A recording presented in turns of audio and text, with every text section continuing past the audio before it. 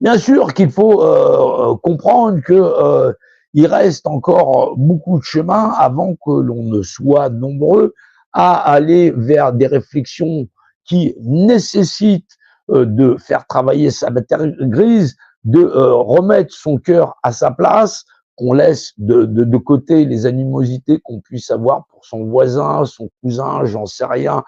tel ou tel type de population à travers le monde, les histoires, et qu'on puisse écrire un jour l'histoire,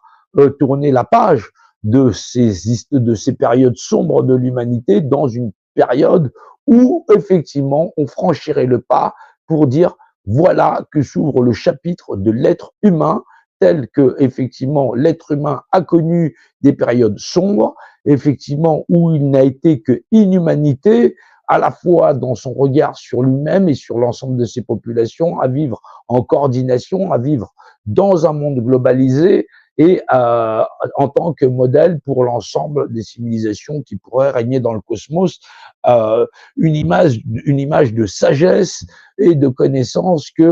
qui devrait inspirer l'ensemble de l'humanité parce que l'univers n'est que sagesse, savoir et compréhension, où deux choses de même nature sont de même représentation et qu'elles s'accommodent très bien de cette manière et par la matière en se respectant par les lois de mesure. Voilà, je vous remercie à tous autant que vous êtes. C'est important de rappeler que nous sommes toujours là, que nous allons toujours essayer d'échanger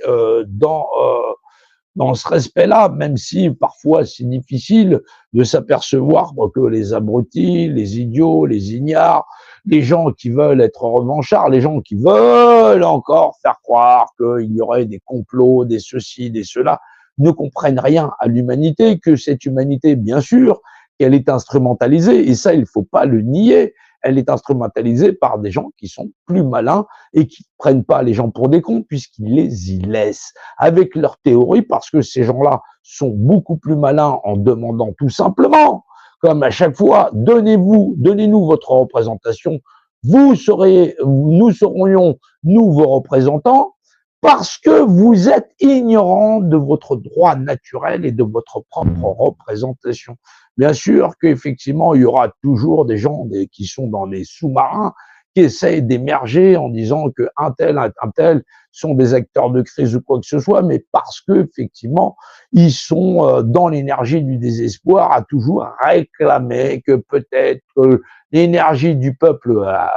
barbare à faire une révolution armée où effectivement il faudrait assassiner ses semblables pour changer la société. Voilà, parce que c'est ce cas, et pour avoir un monde meilleur, pourquoi pas.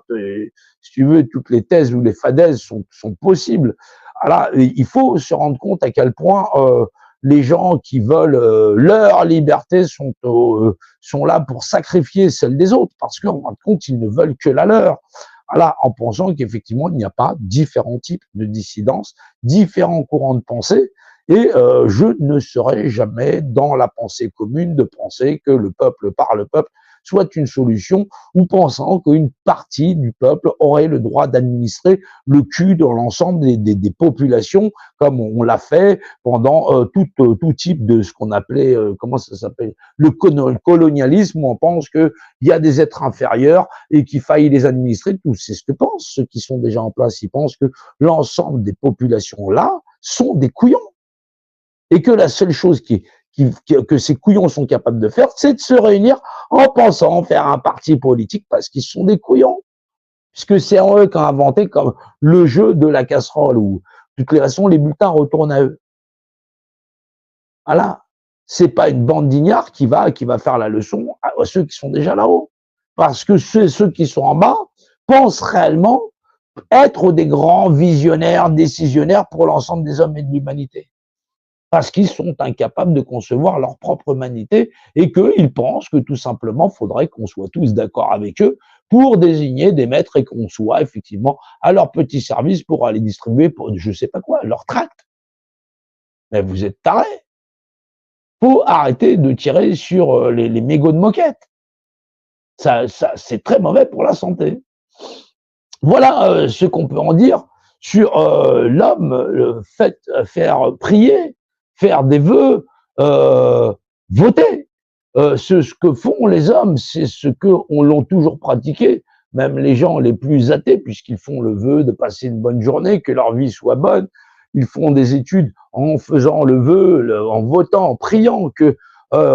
effectivement leur vie soit réussie. C'est le propre de l'homme, ce propre de l'homme, le talon d'Achille des hommes qui, si mal mesuré par la notion de j'existe, et quel est le bien à la fois pour moi-même et pour autrui, vaut pour exister en société. Merci à tous, on continue, on lâche rien, et ça reste encore beaucoup de boulot